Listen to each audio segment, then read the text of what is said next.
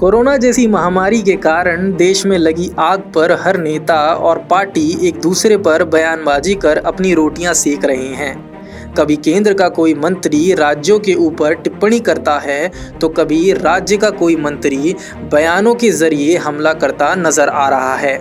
आलम यह है कि राज्यों में आपसी विवादों की सिगड़ियां सुलग रही हैं। जी हाँ, आज हम बात कर रहे हैं बिहार सरकार की। तो कोरोना महामारी के कारण हुई करीब 4000 मौतों को बिहार सरकार द्वारा अब ऑडिट के बाद रिकॉर्ड में शामिल किया गया है। अब आलम यह है कि इस मामले को भी नहीं छोड़ा गया, मतलब यहाँ भी राजनीतिक घमासान छिड़ गया।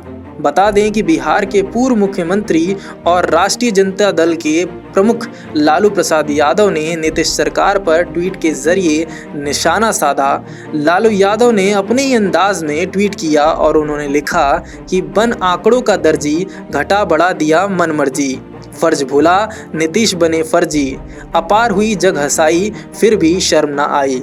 लालू यादव से पहले तेजस्वी यादव ने भी राज्य सरकार पर निशाना साधा था और कहा था कि नीतीश सरकार ही फर्जी है तो आंकड़ों में भी फर्जी वाड़े होंगे ही। आपको बता दें कि बिहार सरकार ने कोरोना से हुई मौतों का ऑडिट करवाया था, जिसके बाद अब नया आंकड़ा जारी कर दिया गया है।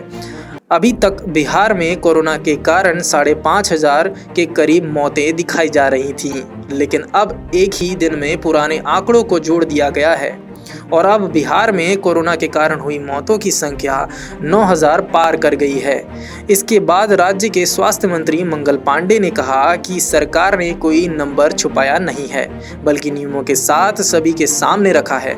हमने हर जिले में कमेटी बनाई थी और ऑडिट कर आंकड़ों को सामने लाया है। मंगल पांडे ने ये भी कहा कि अगर केंद्र के प्रोटोकॉल के तहत कोरोना से मृत्यु के मामले सामने आते हैं तो हम उन्हें भी शामिल करेंगे। बता दें कि बिहार में अब कोरोना के कारण हुई मौतों की संख्या 9500 पहुंच गई है। राज्य में अब सिर्फ 8000 से कम एक्टिव केस बचे हैं। ऐसे में अगर बात की जाए राजनीति की तो हर तरफ घमासान और खींचतान देखने को मिल रही है। जयपुर से प्रिंस परमार की रिपोर्ट।